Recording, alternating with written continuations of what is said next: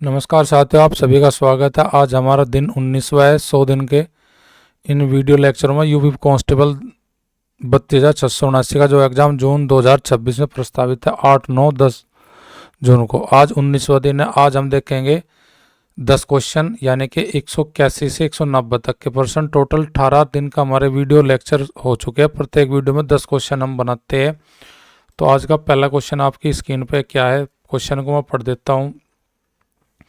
एक bus terminal से 8 minute के अंतराल पर 2 बसें 30 किलोमीटर प्रति घंटे की चाल से प्रस्थान करती है। विपरीत दिशा से बस टर्मिनल की ओर साइकिल से आ रहे व्यक्ति की चाल ज्ञात कीजिए यदि उसे 6 मिनट के अंतराल पर वे बसें मिलती हो। देखिए यहाँ पे टर्मिनल पे कह रहा है कि 8 मिनट के अंतराल पर 2 बस निकलती है, यानी कि एक बस से दूसरी बस को जाने में कितना, यानी कि ये बस 2 बस है हमारी, इन दोनों का निकलने का जो अंतराल है एक दूसरे का जाने का, वो अंतराल इन दोनों में कितने मिनट का है जी? 8 मिनट का। इसके विरुद्ध दिशा से एक साइकिल से आ रहा है व्यक्ति, अब हमें उसकी चाल निकालनी।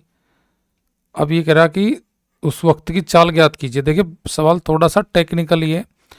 30 मिनट 30 किलोमीटर प्रति घंटे की चाल से चलते हैं दोनों बसें, उनकी दोनों की स्पीड, यानी कि पहले की भी या पहले वाली, अगर यह पहली है इसकी स्पीड भी 30 किलोमीटर प्रति घंटा और इसकी भी 30 किलोमीटर प्रति घंटा है।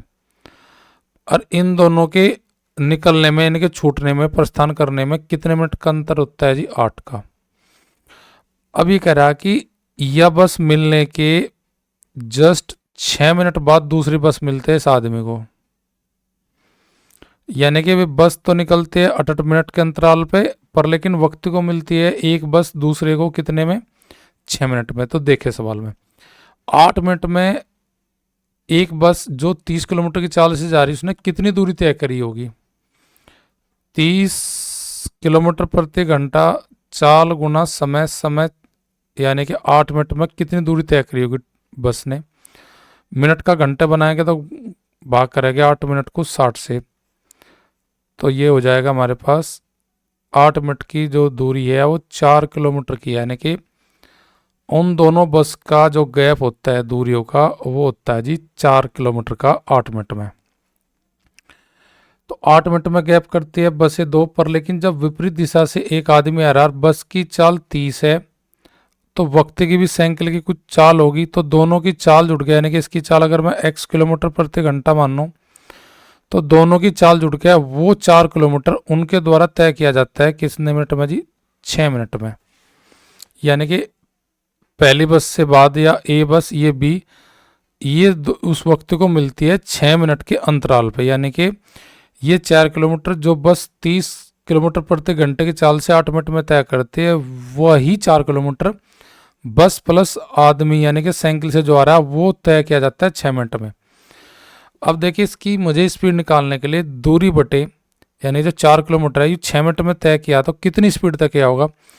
तो 4/6, 6 को कन्वर्ट करूँगा मैं मिनट को घंटे में, भाग करूँगा 60 से, 60 चले जाएगा मेरा ऊपर, तो अर्थात 60 को भाग करेगा 6 10 बार, अर्थात मैं कह सकता हूँ कि वक्ती प्लस बस की जो चाल है वो हो जाएगी घंटे में जी 40 किलोमीटर प्रति घंटे में।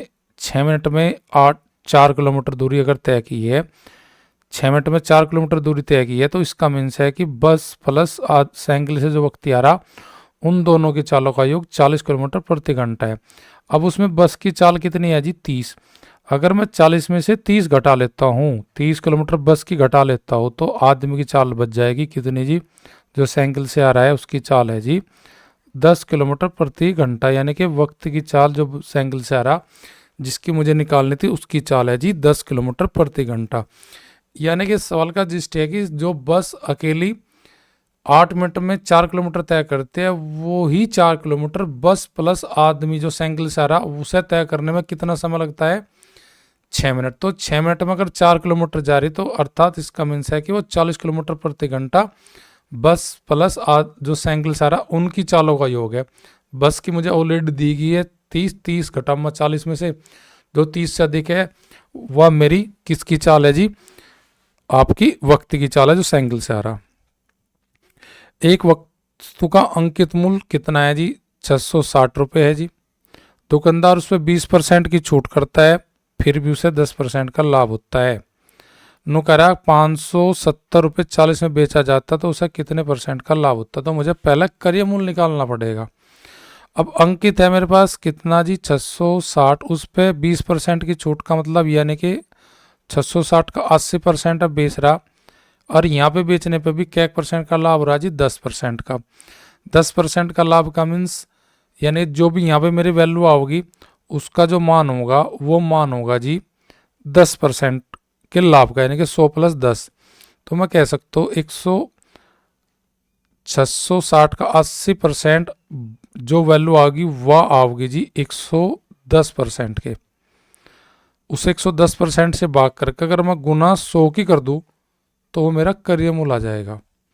या फिर मैं इस तरीके से भी कह सकता हूँ, अगर भाई 80% जो वैल्यू आएगी वह हमारी होगी जी 110% के, यानी कि वह अंकित मूल्य का 80% है पर लेकिन क्रय मूल्य का वो 110% है। तो देखो जीरो से मेरी ये जीरो कट गई, 11 छिक्का 66, 6 की गुना करूँ मैं 80, ये हो जाएगा 6 की गुना करूँ मैं 80 में, तो ये मेरे पास हो जाएगी वैल्यू कितनी जी, ये मैं एक बार यहाँ पे इसका बटे 100 कर लेता हूँ। देखिए यहाँ पे मैं कर लेता हूँ, जैसे भाई 660 का मैं निकालता हूँ 80%, 80% मेरा आ जाएगा कितना जी, 8 संग 48 का 8 का 8 संग 48, 48 और 4 मेरे पास होगा जी 52, यानी कि 528 रुपये बेचने पे 10% का लाभ है, यानी कि यह वैल्यू जो है 100 + 10 यानी कि क्रय मूल्य का 110% है। अगर क्रय मूल्य निकालना तो मुझे गुना करनी पड़ेगी 100 की, यानी कि 528 जो है वो 110% यानी कि क्रय मूल्य अगर हम परसेंट में देखते हैं वो होता है 100%। 100 में 10 ऐड करके 110% यानी कि 528 है वो वैल्यू है क्रय मूल्य का 110% की।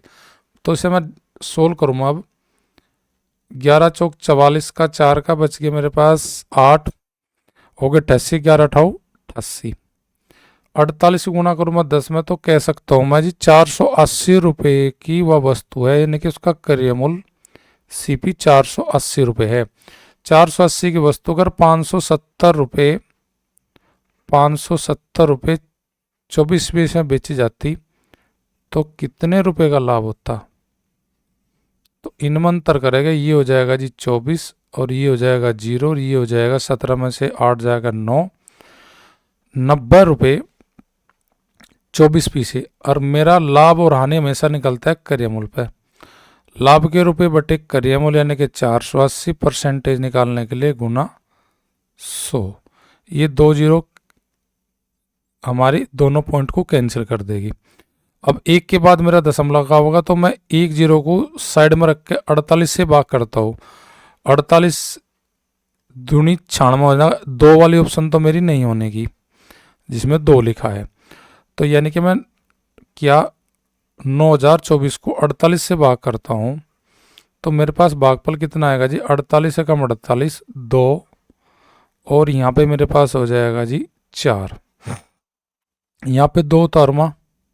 तो देखिए यहाँ पे मेरा 48 का कितना निम्न चल जाएगी, निम्न चल जाएगी अट्ठे, अट्ठे चल जाए सत्ते चलने, सत्ते तो 7 चौक 28 पे जाएगा तो मैं अट्ठे ही चलाऊंगा। देखो अट्ठे कितना हो जाएगा, अट्ठे अट्ठे 64 का 4 का हासिल 6, 8 चौक 32, 32 और 6 38, यानी कि 18 पॉइंट समथिंग मेरा आंसर आ जाएगा 18.8, जो कि ऑप्शन मेरी बी में दिया गया। तो आगे मैं सोल्व करने की जरूरत ही नहीं है।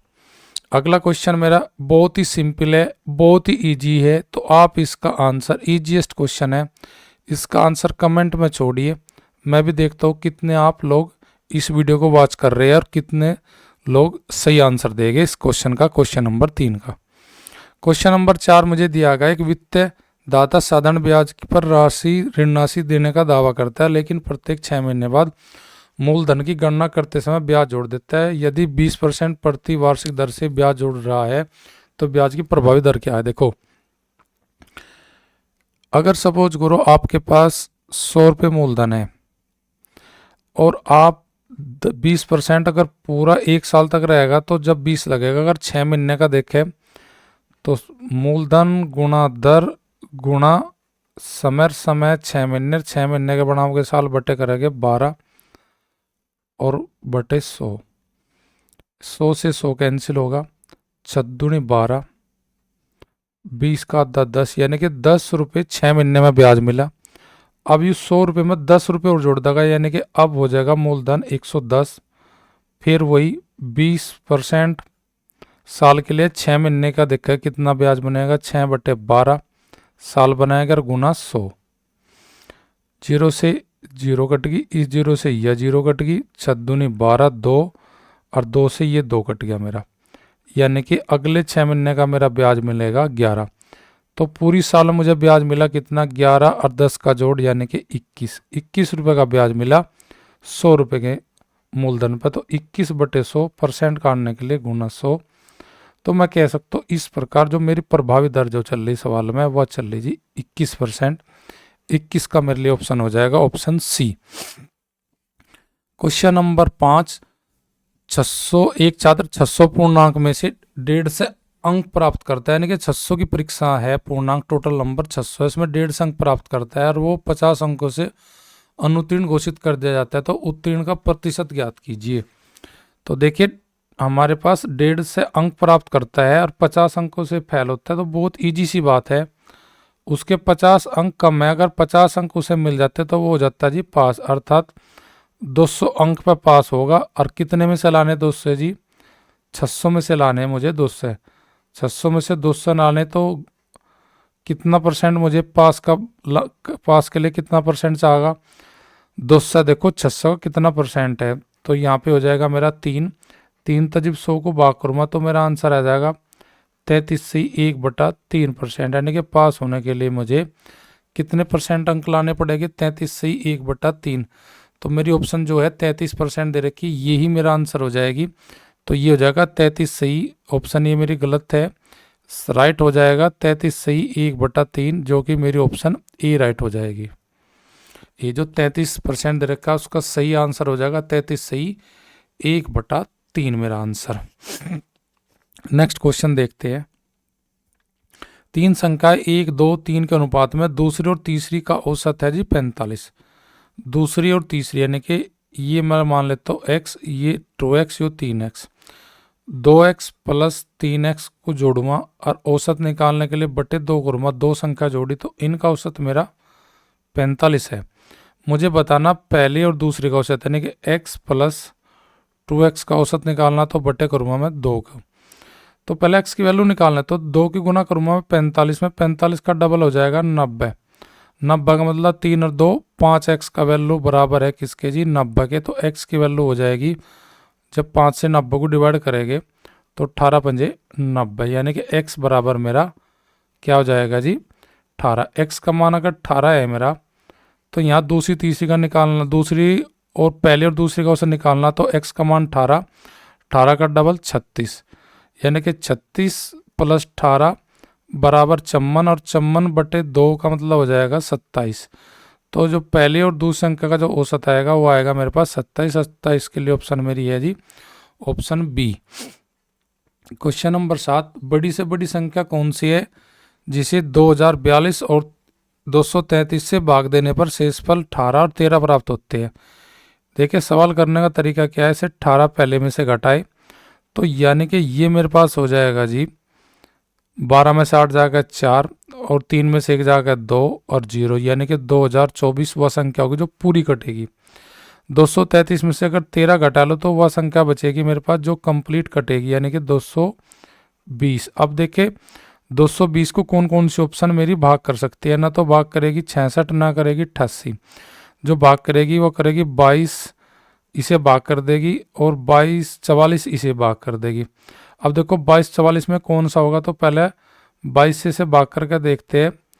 2024 को 22 से जब भाग करेंगे 9 चला लगे, 9 दूनी 18, 9 दूनी 18 1 19, यानी कि 198। 22 निम्मा 198, 2 बचेगी, 2 बचेगी इसके रखेंगे 24, 24 को 22 भाग नहीं करता तो 22 भी मेरा आंसर नहीं होगा। मेरा आंसर फाइनली क्या हो जाएगा 44। तो देखो 2024 को 44 भाग कर देते हैं हमारा कितना, 44 5 चौक 20, तो फालतू चौक के चले गए, 4 चौक 16, 4 चौक 16 और 1 17, मेरे पास बच गए कितने 6 और 2 26, और यहाँ पे बच जाएगा मेरे पास, यहाँ पे बच जाएगा मेरे पास 4 उतार लेगा 264, 264 का मतलब 6 चौक 24, 6 चौक 24 यानी कि 264 कंप्लीट कर जाएगा 24 से 44 से, तो यानी कि मेरा आंसर हो जाएगा जी 44। क्वेश्चन नंबर 8 बहुत ही बेहतरीन क्वेश्चन है, ध्यान से देखना, ऐसे क्वेश्चन अच्छा क्वेश्चन में आता है। तो किसी तार को मोड़कर 324 मीटर वर्ग मीटर क्षेत्रफल के वर्ग की आकार दिया जाता है, यानी कि वर्ग का क्षेत्रफल जो है, वर्ग का क्षेत्रफल होता है जी भुजा स्क्वायर, वर्ग होता है जिसकी चारों भुजा बराबर होते हैं, वर्ग भुजा स्क्वायर यानी कि 324, यानी कि अगर भुजा निकालनी, वर्ग मीटर स्क्वायर भुजा निकालनी तो 324 पर रूट रखेंगे, तो भुजा स्क्वायर रूट रखेंगे तो भुजा आ जाएगा 324 का मतलब 18, यानी कि वर्ग की प्रत्येक भुजा 18 मीटर की है। तो तार की लंबाई कितनी होगी जी, तार की लंबाई का मतलब यानी कि इस वर्गाकार में उन्होंने शेप दे रखी तार की, तो तार अगर वर्गाकार शेप में बना रखा तो तार की जो लंबाई होगी जी 18 को 4 जगह जोड़ेंगे यानी कि वर्ग का परिमाप करेंगे तो तार की लंबाई आ जाएगी। यदि वह तार को मोड़कर एक अर्धवर्ताकार आकृति में दिया गया है तो उसकी त्रिज्या बतानी है मुझे, किसकी, अर्धवर्त की। तो तार की लंबाई निकालने के लिए मैं क्या करूँगा, 18 को मैं गुना करूँगा 4 की, तार की लंबाई आ जाएगी मेरे पास 18 चौक 72 मीटर, यानी कि जो तार है वो 72 मीटर का है जी, जिसे वर्गाकार शेप में जब डालते हैं तो निकलता है कितने वर्ग मीटर के क्षेत्रफल में, 324 के। अब तार की लंबाई को हम अर्धवर्त में बांटेंगे, अर्धवर्त का मतलब ये, अर्धवर्त का मतलब ये, अर्धवर्त का यानी कि उसकी लंबाई तार की जितनी वर्ग में है उतनी ही मेरी अर्धवर्त में होगी। अर्धवर्त का परिमाप जो होता है वो होता है जी मेरे पास क्या, पाई आर प्लस डी, डी का मतलब मेरा ये व्यास यानी कि ये डी, और ये पाई आर यानी कि ये मेरा पाई आर। अब यहाँ पे इसका वैल्यू बन जाएगा टोटल मेरा कितना जी 72 मीटर का। अब यहाँ पे डी का मतलब मैं ये भी कह सकता हूँ कि अपना 2r भी कह सकता हूँ, यानी कि पाई आर प्लस 2r बराबर मेरा 72 है, 72 मीटर। मुझे आर की वैल्यू निकालनी, तो देखिए आर की वैल्यू निकालने के लिए पाई का मान रख लूँगा मैं कितना 22/7, 22/7 यानी कि 22/7 रखने के बाद मुझे यहाँ पे एक बार मैं आर की वैल्यू यहाँ से पुट कर लेता हूँ। देखो जी ऑप्शन से अगर मैं यहाँ 22/7 रख लूँ तो 6 मैं नहीं रख सकता क्योंकि 6 को फिर 7 नहीं काटेगा, तो अगर मैं 7 ही रख लूँ आर की वैल्यू 22/7 गुना 7 गुना 2 गुना 7 और बराबर 72 अगर आता है। देखो जी इससे आता है कि नहीं आता, 7 से 7 कट गया, 7 दूनी 14, 14 जोड़ेंगे 22 में तो 14 22 36 हो जाएगा, यानी कि 7 से मेरा आंसर ना 6 से ना 7 से। अगर मैं यहाँ 14 ले लेता हूँ कहाँ पे, जहाँ मैंने आर की वैल्यू अगर 14 ले लेता हूँ तो वहाँ से देखता हूँ मेरा आंसर बनता है कि नहीं बनता। यहाँ से मैं आंसर लिख लेता हूँ, यहाँ पे लिख लेता हूँ मैं आर का वैल्यू 14 और यहाँ पे 14, तो 7 दूनी 14, 2 की गुना करूँगा 22 में तो 22 का डबल हो जाएगा 44 और 14 दूनी 28, 28 और 44 का जोड़ हमारा आ जाएगा 72। तो यानी कि 72 जो परिमाप देता है वो ऑप्शन कौन सा देता है जी, ऑप्शन डी देता है। तो यानी कि अर्ध परिमाप जो अर्ध गोलाकार है वर्त अर्धवर्त है उसकी जो त्रिज्या की वैल्यू आओगी वो आओगी जी 14 मीटर। क्वेश्चन नंबर 9, एक ठोस धातु के गोले की त्रिज्या को 20% की कमी कर दी जाती है, किसमें जी, ठोस धातु के गोले में, और इस गोले को फिर पिघला जाता है और छोटे लंबवर्तीय शंकु में डाल दिया जाता है। इसकी प्रत्येक त्रिज्या, किसकी जी, शंकु की प्रत्येक त्रिज्या मूल गोले की त्रिज्या का 10% के बराबर है और ऊंचाई गोले की नई घटी हुई त्रिज्या के बराबर है। तो ऐसे कितने शंकु बनाए जा सकते हैं। तो देखो गोले का आयतन जो होता है वो होता है जी 4/3 पाई आर की क्यूब। अब जो ये आयतन होगा, अब इसमें सबसे पहले क्या कह रहा कि 20% की कमी कर दी गई गोले की त्रिज्या में। अब 20% का मतलब होता है जी 1/5, अब मैं ऐसी संख्या लूँ जिसका मैं पांचवा हिस्सा निकाल सकूं, तो मैं सीधा सा ऐसी संख्या मान लेता हूँ अपनी साइड से। अब जो पांचवा हिस्सा मैं कर सकता हूँ उसका, और फिर पांचवा हिस्सा का मतलब यानी कि मैं आर की वैल्यू 10 ले लेता हूँ मूल की। आर की वैल्यू मूल में मैं 10 मीटर 10 की ले लेता हूँ, मैं 10 मीटर की ले लेता हूँ मैं अपनी ऊंचाई किसकी, आर की मूल गोले में। उसका 1/5 अगर घट जाता है, 1/5 का मतलब यानी कि 2 मीटर की कमी हो जाती है, तो अब यानी कि वो रह जाएगी 10 में से 2 घटाऊंगा मैं 8, यानी कि अब जो यहाँ रहेगी 8 रह जाएगी मूल गोले की त्रिज्या घटा। इसे गोले को फिर घटाने के बाद त्रिज्या में कमी करने के बाद फिर पिघला जाता है। तो देखते हैं, अब मेरे यहाँ पे 4/3 पाई आर का क्यूब है, तो यहाँ पे आर की वैल्यू मैं रख लेता हूँ, आर की वैल्यू पुट करता हूँ 8, तो यानी कि 4/3 गुना 22/7 और गुना आर का घन, किसका घन यानी कि 8 का घन। 8 का घन करेंगे तो 8 का घन मेरे पास हो जाएगा जी 512।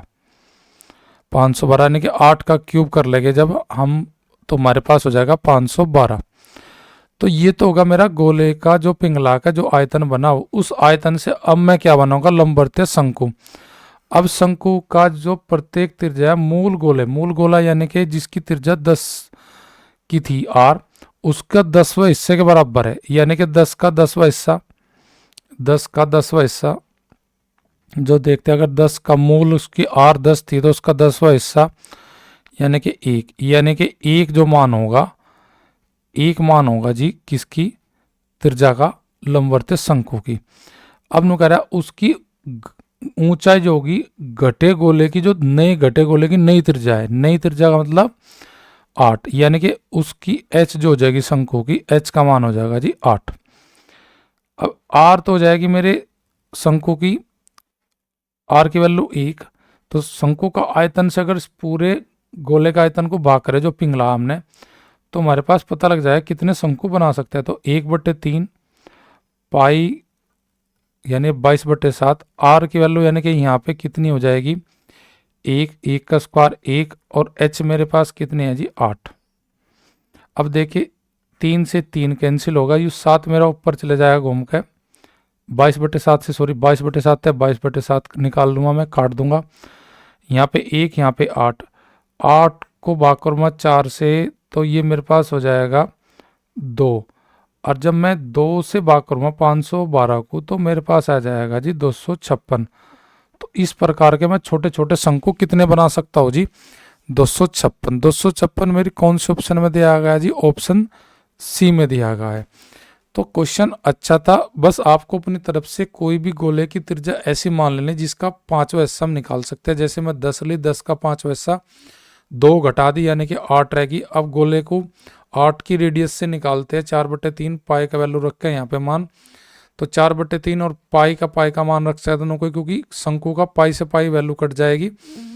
पर लेकिन ये कह रहा है जो शंकु बना रहे वो जो है उसकी मूल गोले की जो त्रिज्या थी यानी कि 10 का 10वां हिस्सा यानी कि 1, शंकु की त्रिज्या हो जाएगी 1 और एच हो जाएगी घटे जो गोला हमने त्रिज्या बनी नवी, यानी कि 8 हो जाएगी शंकु की ऊंचाई। तो यहाँ से क्वेश्चन को हम जब सोल्व करेंगे तो हमारा आंसर आ जाएगा 256। क्वेश्चन नंबर 10 बेहतरीन क्वेश्चन है। ये पूछा जी 75 से किसके बीच में 125 के बीच में सभी अभाज्य संख्याओं का औसत ज्ञात कीजिए। तो मैं अभाज्य संख्या निकाल देता हूँ। देखो जी 79 हो जाएगी, एक 83 हो जाएगी, 89 हो जाएगी और जी 97 हो जाएगी। फिर उसके बाद 101 हो जाएगी, 103 हो जाएगी और 107 हो जाएगी। उसके बाद मेरे पास हो जाएगी जी 109 हो जाएगी, 113 हो जाएगी। तो ये मेरी संख्या हो जाएगी अभाज्य संख्या जो 75 से 125 के बीच में हमारी आती है। अब इनका औसत निकालना, तो इन सभी का हम जोड़ कर लेंगे और जोड़ करके जितनी संख्या उनसे भाग कर देंगे। कितनी है 4, 4, 8 और 1, 9। तो इसका आंसर आप कमेंट में मुझे ज़रूर बताना कि इस क्वेश्चन का मैंने संख्या आपको बता दिया अभाज्य कितनी है 75 से 125 के बीच में। मुझे बस औसत बताना। औसत का मतलब इनका कुल योग बटे 9। तो आप इसका आंसर कमेंट में मुझे बताना ज़रूर।